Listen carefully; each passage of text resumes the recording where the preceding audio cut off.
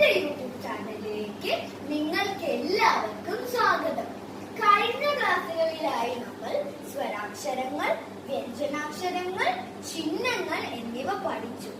ഇന്ന് നമ്മൾ കൂട്ടക്ഷരങ്ങളാണ് പഠിക്കാൻ പോകുന്നത്. കൂട്ടുകാരെ, ഈ വാക്കുകൾ കൂട്ടുകാർക്ക് വായിക്കാൻ പറ്റുമോ? ഈ വാക്കിൽ ച കൂട്ടുകാർക്ക് വായിക്കാൻ പറ്റിയിട്ടുണ്ടാകും.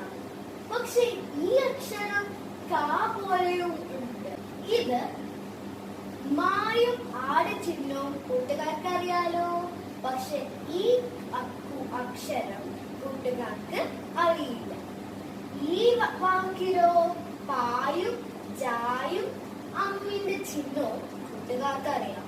പക്ഷെ ഈ അക്ഷരം ഏതാണെന്ന് കൂട്ടുകാർക്ക് അറിയില്ല, അല്ലേ? ഇന്ന് നമ്മൾ ഈ അക്ഷരങ്ങളാണ് പഠിക്കാൻ പോകുന്നത്. കൂട്ടുകാരെ, എന്താണെന്ന് കൂട്ടക്ഷരങ്ങൾ എന്ന് നിങ്ങൾക്ക് അറിയാമോ? രണ്ട് അക്ഷരങ്ങൾ ഒന്നിക്കുമ്പോഴാണ് കൂട്ടക്ഷരം ഉണ്ടാകുന്നത്. ഇന്ന് നമ്മൾ കവർഗർ ഒന്നുകൂടെ നമുക്ക് നോക്കാം. ഖ, ഖ, ഖ, ഖ, ഖ, ന. ഈ അക്ഷരം ഏതാണ്? ഇതാണ് ഖ. ഇതാണ് ഖ.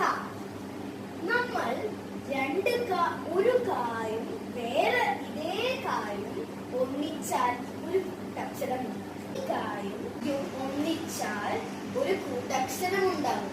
അത് എങ്ങനെയാണ് ഉച്ചരിക്കുക എന്ന് കൂട്ടുകാർക്ക് അറിയാമോ? ഖ. ഇതാണ് ഖായും ഖായും ഖ. ഖായും ഖായും എന്താണെന്ന് നമ്മൾ പഠിച്ചു. അതാണ് ഖ. അടുത്തത് ങായും ങായും, അതാണ് ങ. അടുത്തത് ങായും കായും, ങ.